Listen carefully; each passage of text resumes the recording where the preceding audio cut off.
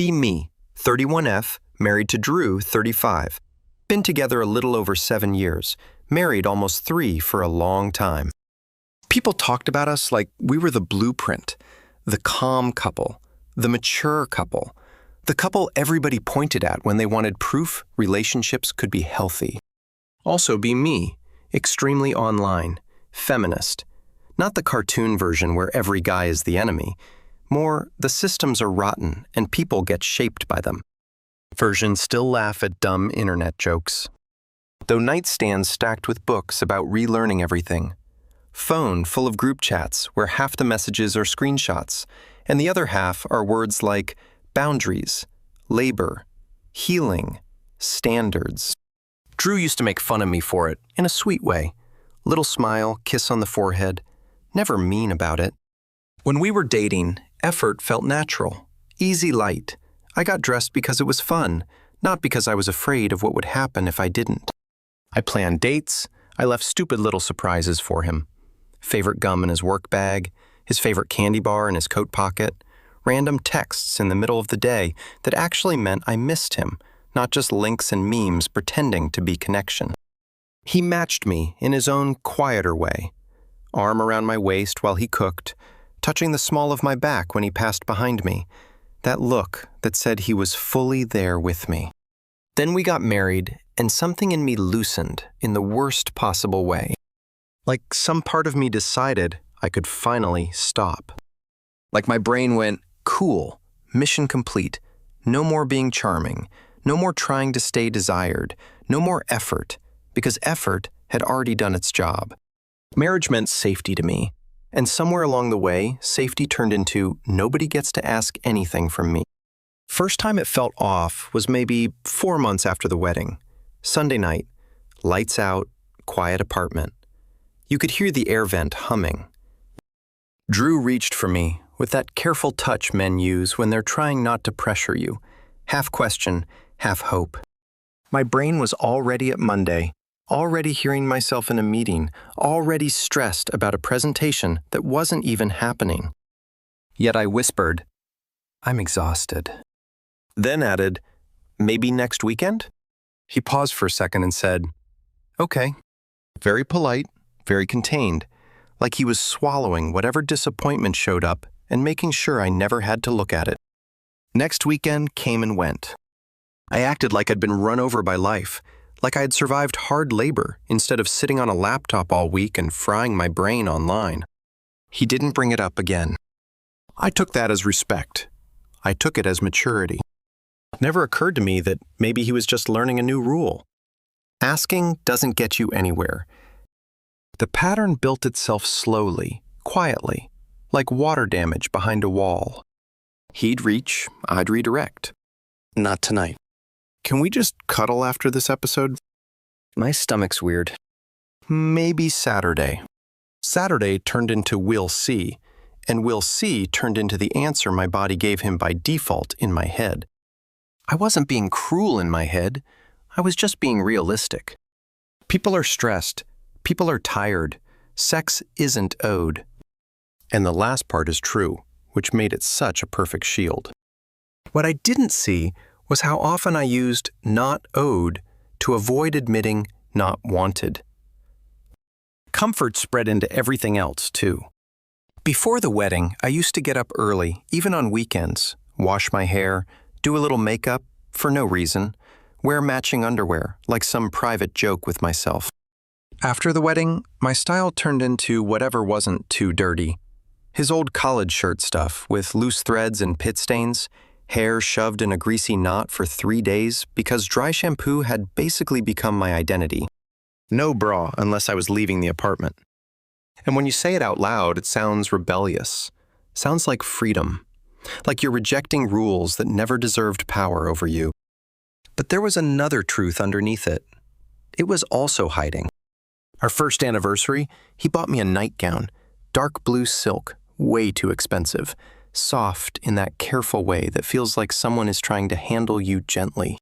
He handed it to me like he was offering a truce, or maybe a bridge. I stared at it, and my first feeling wasn't excitement, it was annoyance. Because it wasn't just fabric, it was a request. It was him saying, I still want us, and I was not ready to be wanted if it meant I'd have to answer back. So I did what I always did. I made it ideological. Politics felt safer than intimacy. I laughed and said, wow, very male gaze starter pack. Then went into a little speech about how women get trained to perform desirability. I stuffed it in a drawer like I was winning some argument. Drew's face did this tiny little collapse. Eyes dipped down, then back up. Smile still there, but obviously forced. He just said, okay, and didn't fight me. That should have scared me more than yelling would have. My weight changed too. Slow at first, then all at once. Wedding stress, then work stress, then comfort food becoming daily self-care. The gym turned into a place I used to go. Probably 35 pounds, maybe closer to 45 if I was being real and not negotiating with the mirror. I bought bigger jeans, told myself it was body neutrality, acceptance, maturity. And some of that was sincere, but mixed in there was a quieter, uglier truth. I had stopped caring how Drew saw me, not because I hated myself, because I assumed I didn't need to earn his attention anymore. He never insulted my body, never took a cheap shot, never said anything cruel, which I told myself I appreciated. But the compliments faded. Used to tell me I looked beautiful, like it was the easiest thing in the world. Now he'd glance away, and somehow that silence made me madder than an insult would have, because you can't argue with silence. Silence just sits there like a locked box and lets you imagine what's inside. Instead of asking him what was wrong, I started improving him. Control always feels productive when you're the one holding it. His wardrobe still looked like the same guy I'd met. Graphic tees, hoodies, button-downs. He never ironed. I told him he was 35 and needed to dress like a grown man. I bought him nicer clothes, pushed him to get rid of the old stuff, sold it to him like support, like I was helping him evolve. Really, I was styling him into something cleaner for photos.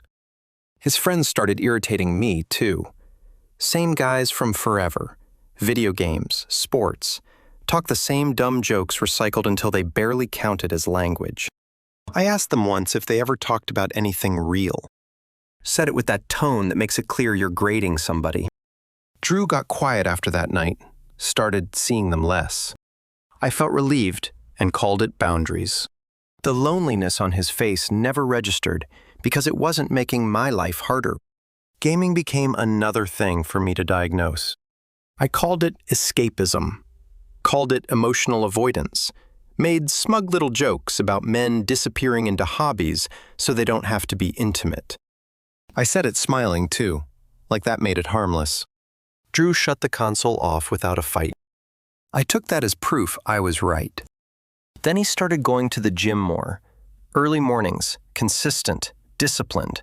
And I did the same thing all over again. Labeled it, exercise addiction is real, right? Said like concern meant like a leash. He nodded and kept going anyway. And somehow that annoyed me too, because obedience only soothed me when it kept him close. Through all of this, I still thought of myself as the good spouse. I planned date nights, I picked the restaurants, I posted the photos. Friday with my favorite person caption, like evidence. Likes roll in, comments calling us goals, and I started letting strangers on the internet be the heart monitor for my marriage. If people envied us, then we had to be fine. At dinner, I was always on my phone, not ignoring him, multitasking. That's what I called it. Check notifications, answer a text, post a story, scroll, scroll, scroll. Drew would say something, I'd nod without looking up, and hit him with an timed perfectly enough to sound attentive. Sometimes I'd interrupt him to show him a meme and call that bonding. If he asked how my day was, I'd give him a full monologue. If I asked about his, I'd give him maybe 20 seconds before taking the mic back. When I wanted emotional connection, I really wanted an audience. I dumped boss drama on him, coworker drama, friend drama, Every tiny humiliation of being a person, and I did it while half scrolling the whole time, half with him, half with the glowing rectangle in my hand. He listened anyway, quiet, patient, present. And I treated that like it was a natural resource, not a gift. Then, about 7 months ago, something changed. I felt it before I could name it. Not a blow-up, not some giant fight, more like hearing a door shut somewhere else in the house. Soft. Final. I'm in bed one night, looking through photos from my friend's proposal party, feeding on somebody else's romance like it can top me off. I reach over to Drew, feeling weirdly confident from all that borrowed happiness. Whisper, "You awake?" He's facing the wall, says, "Yeah, just tired."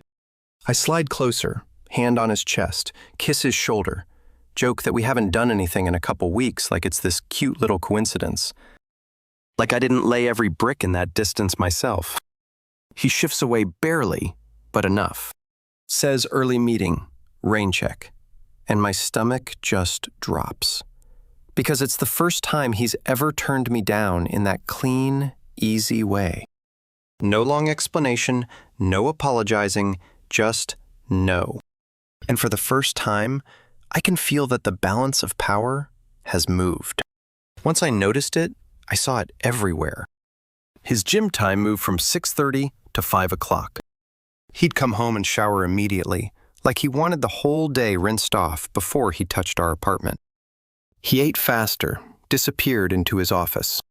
No more breakfast together turned into two polite people discussing weather like coworkers sharing a break room. I tried rebooting his attention with the tools I understood best: appearance, performance.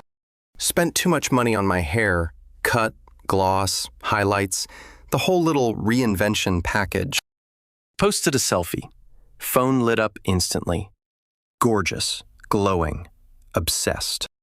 My ego purred. Drew looked up from chopping onions, glanced over and said, "Looks nice." That was it. No warmth, no soft smile, no spark. Just nice, like he was commenting on paint. I waited. Nothing. So I pushed. Just nice? He looked again, because now it was clearly a test, nodded once and said, "It's pretty. The color works." Then went back to dinner.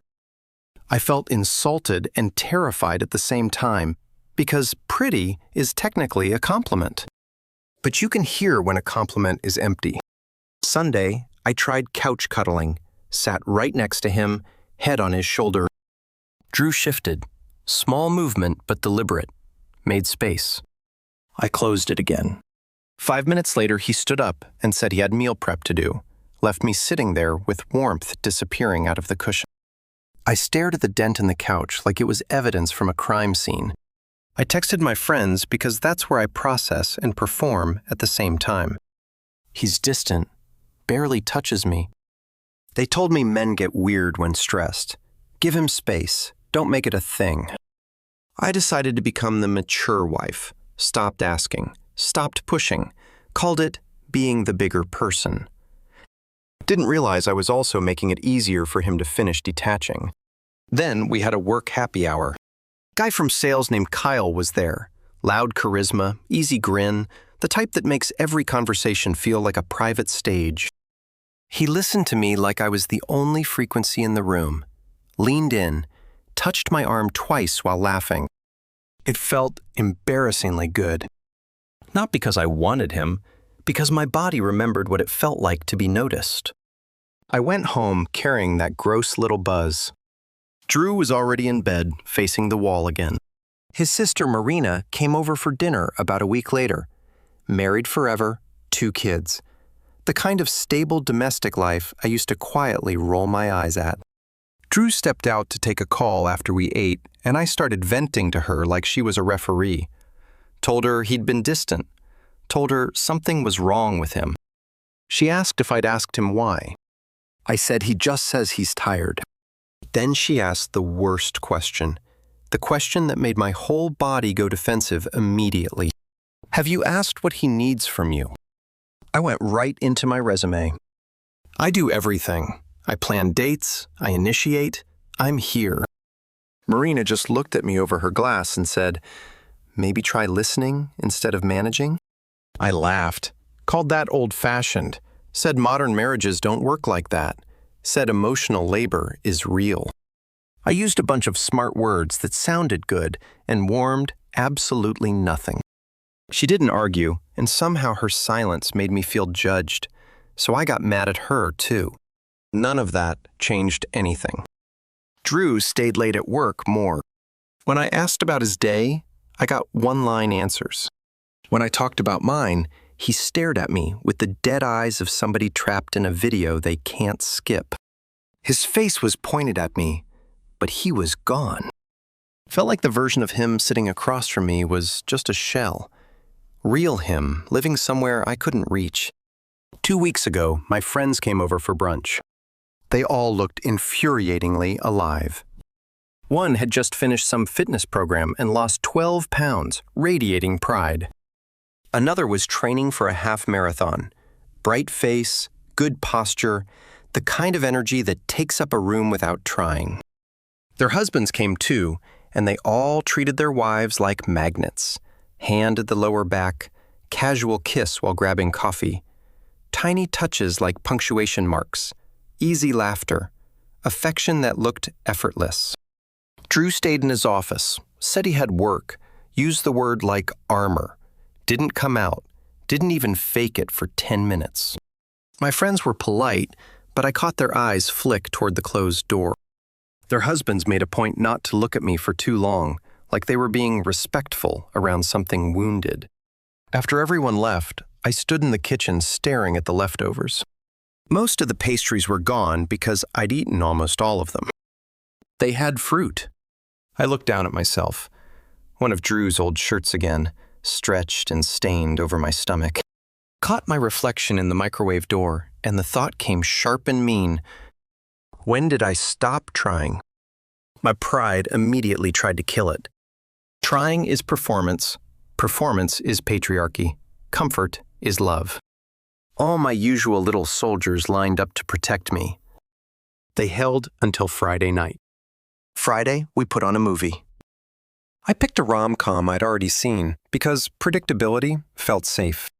I was on my phone half the time, showing him tweets, sipping wine. Wine always makes me brave in the dumbest possible direction. I scooted close and put my head on his shoulder like we were normal. His whole body went stiff. Not subtle, not maybe. Full body recoil disguised as stillness. I tried to settle in closer. He shifted away like my skin was hot. I sat up and said, "Seriously, you just pulled away." He said he was adjusting because his arm was falling asleep. I said, "Your arm can't fall asleep in 30 seconds unless it's allergic to me." He paused the movie. The silence sharpened immediately. He said, "Avery, I'm trying to watch this." But my fear already had the script written. I said he'd been pulling away for months. I said he flinched when I touched him. I said we hadn't had sex in over a month. I said he barely even looked at me anymore. He said, "We've both been busy. It's a rough quarter. Life has been a lot." I called it a dodge, then asked the question I didn't want answered. "Are you still attracted to me or not?" He said, "It's not that simple."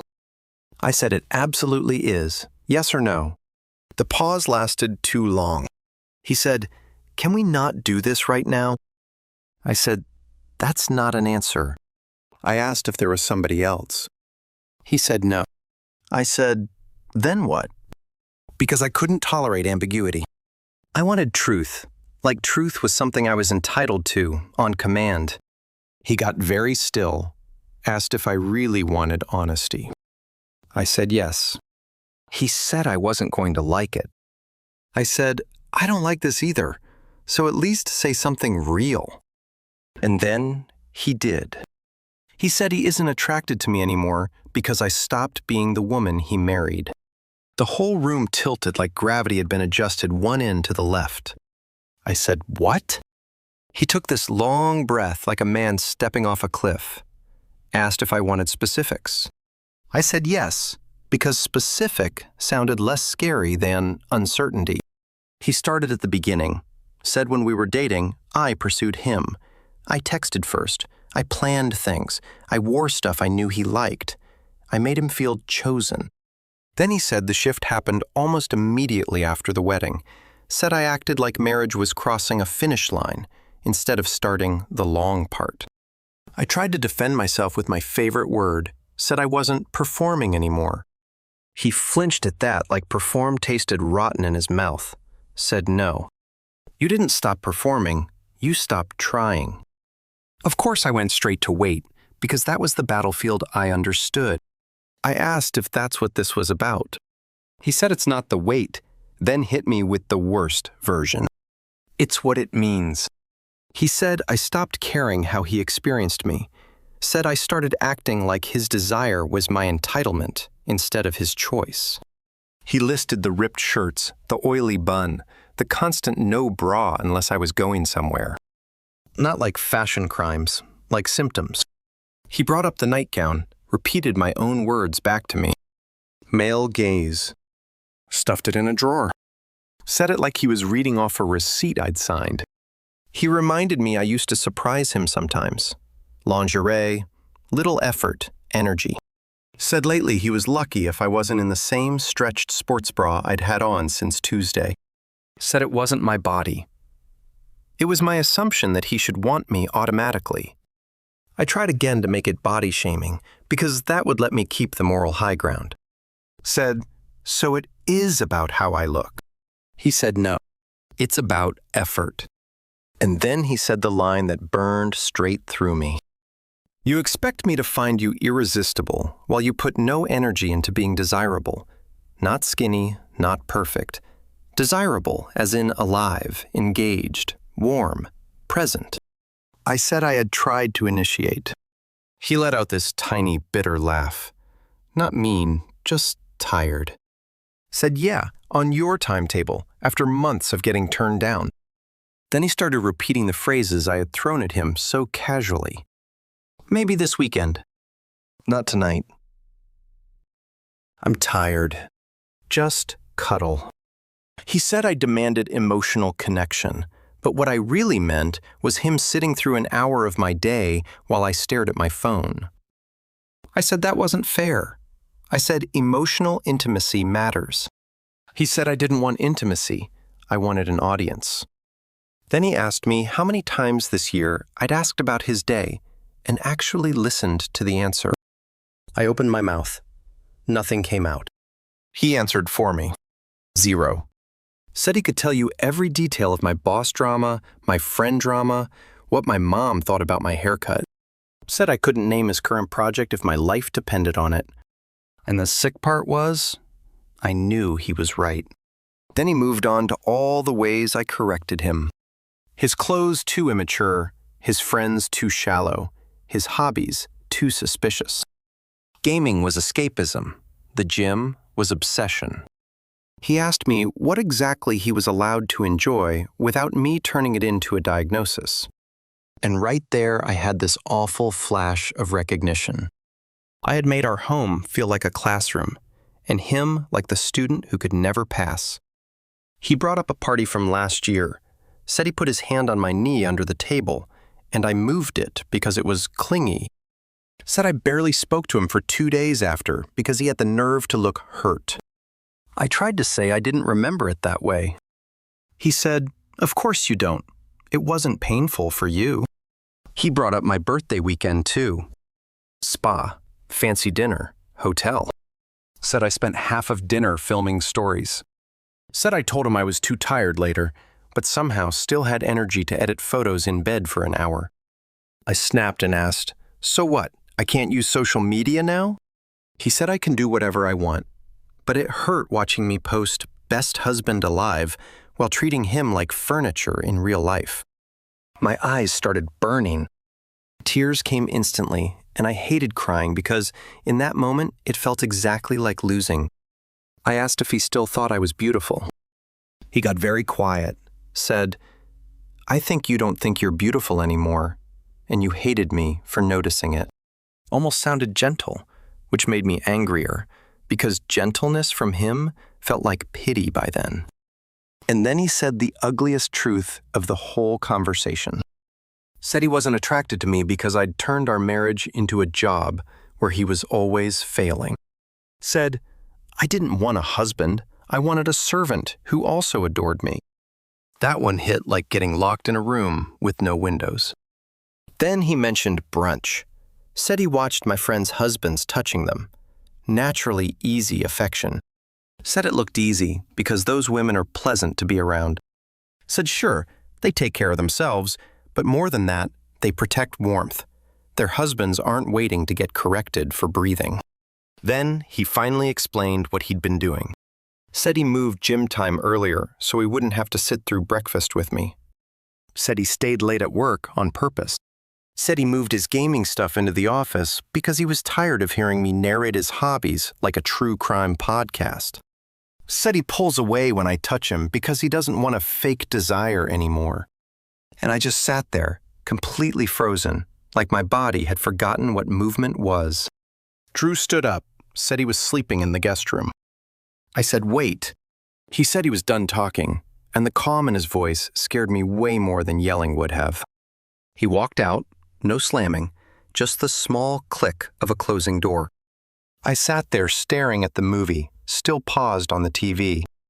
His words kept bouncing around the room, and then the replay started. The nightgown, the eye rolls, the 100 little, maybe this weekend's. My face lit up on my phone, while his was right there. And for one horrible second, I saw myself from outside myself. Then anger rushed in because shame was unbearable.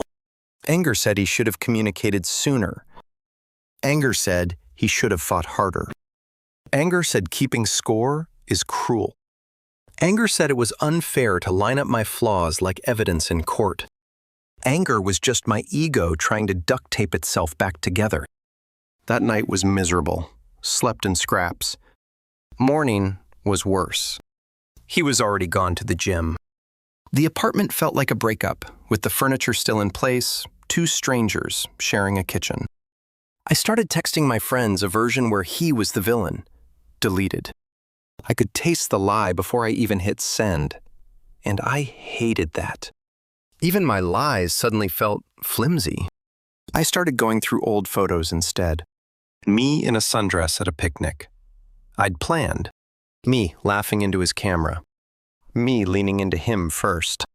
Me looking present, warm, alive. And the contrast hit so hard I felt dizzy because current me didn't even look like the same person. One morning I caught my reflection. Dirty hair roots, grown-out stained shirt, tired, dead eyes. And I finally admitted the word I'd been dodging. Contempt. I found the nightgown again, tags still attached, silk smooth under my hands, proof he had tried in a way I had completely refused to accept. My chest tightened like grief, not just grief for him, grief for the version of me that knew how to love somebody without trying to manage them. That Friday I switched modes like I was trying to brute force reality. Full shower, hair done, makeup, real dress. I walked into his office and asked if he wanted to grab dinner.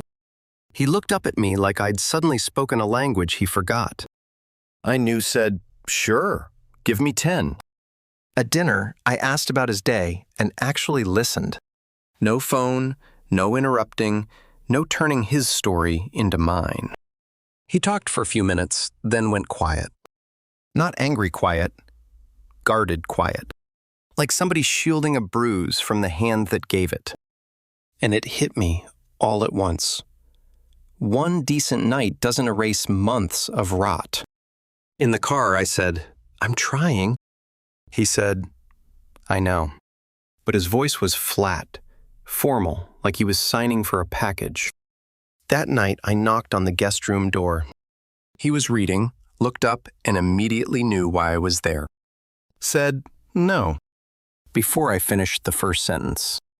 Simple, final. And that reversal crushed me, because I could suddenly feel every time I'd done that to him without a second thought. I said, please. I said, let me show you. He shook his head, said he couldn't forget months of rejection just because I was scared now. Said his body had learned not to reach for me. And that sentence felt like karma carved into muscle memory. We booked couples therapy, Wednesday at 7 o'clock. I agreed instantly because I'm excellent at plans and terrible at actual change. I treated therapy like paperwork, like a system, like if I checked the right boxes, the human mess would sort itself out. I started the glow up. Back to the gym, water, sleep, drops 9 pounds, bought clothes that actually fit, stopped hiding in ripped shirts and calling it liberation. I told myself I was doing it for me. Sometimes that was true. Sometimes I was lying and watching his eyes like they were a scoreboard. One night I made his favorite dinner, set the table properly, candles, the whole room smelling like apology. I put the nightgown on under a robe, silk against skin, hoping fabric could undo what months had done. We ate mostly in silence. When I stood to clear the dishes, the robe slipped a little. The silk showed. Our eyes met. His expression changed for half a second. Pain, annoyance, something tired and sharp. He said, Avery, don't. I said, you bought this for me. He said, 2 years too late. Then picked up his plate and went back to the guest room. No yelling, no speech, just a boundary. I sat there alone in expensive silk and felt sadness harden into anger. Because anger at least feels like control. My brain immediately started writing a new script. Fresh start, new me. Maybe somebody else would appreciate effort. Maybe somebody who communicates instead of shutting down. And for a few gross minutes, I almost believed it, because that version saved me from staring directly at what I'd done. Then Kyle from sales texted, said, you've seemed off lately. Want to grab a drink? My ego lit up like a match. I said yes, told myself it was harmless, told myself I deserved to feel seen. Told myself Drew's coldness had pushed me toward it. All very convenient lies. Kyle was exactly what he always is. Attentive, funny, complimented my hair, laughed too hard at my jokes, leaned in close, touched my arm again. It felt good in a way that immediately made me hate myself a little. We ended up near the elevators, and then everything twisted. His phone buzzed. He glanced down and smirked. Screen caught in the elevator mirror. Group chat title, Sales Kings. Message preview. Dude, you're really bagging the feminist wife? Unreal. My whole stomach turned to ice. It hit me all at once. I wasn't being admired. I was being collected. I was a story for later, a trophy, a screenshot for a thread I would never see. And suddenly, I understood exactly what Drew must have felt like every time I posted, best husband ever, while barely seeing him in real life. I stepped back, said, no. Kyle rolled his eyes and said, relax, it's just the guys. Said it was funny because I'm always preaching. Then reached for my waist like he already had ownership. I slapped his hand away and left, went home shaking. Not because I almost cheated, because I had almost proved Drew right in the nastiest possible way. Next morning, Drew texted me, short, clinical, could have been an email from HR. Said he canceled therapy, said he'd filed for separation, said we could communicate through email going forward, said he'd be picking up the rest of his things Saturday. Ended with, please don't make this harder. My hands shook so hard I dropped my phone. Panic finally arrived in full, because skincare and weight loss and nice dresses aren't magic. Because effort done late doesn't erase neglect done early. Because consequences don't care what your intentions were. Saturday he came with boxes. Calm, organized, no screaming, no big speech. Moved around the apartment like a person leaving a building that had been burning for months. That calm was worse than rage. Rage would have meant there was still heat left. He paused at the dresser, opened the drawer, saw the nightgown, didn't touch it, just closed the drawer slowly, like it was a memory he was finally done bleeding over. Then he looked at me, not hateful, just sad, the kind of sadness that already made peace with itself. He said, "Take care of yourself, Avery," and left. No slam, just that same soft click. The silence afterward was vicious. That night, I put the nightgown on anyway, stood in front of the mirror. It fit perfectly, soft, expensive, and it felt like wearing an apology. Nobody wanted it anymore. I scrolled back through old texts for self-harm disguised as nostalgia. Found one from early dating. "Can't wait to see you tonight." I typed the same sentence with shaking hands and sent it. Message failed, blocked. And then came the part that made the whole thing feel cursed instead of ordinary. Next morning, my feminist group chat was exploding, not with sympathy, with screenshots somebody had posted. A side-by-side, my old date night captions next to a photo from some anonymous forum. Not his face, not mine, just the nightgown sitting in the drawer with the tag still hanging off it. Like something dead. Captioned under the post said, "Turns out contempt kills desire faster than age ever could." I sat there staring at my whole marriage turned into internet content for strangers. And the sick part was, I understood why it landed.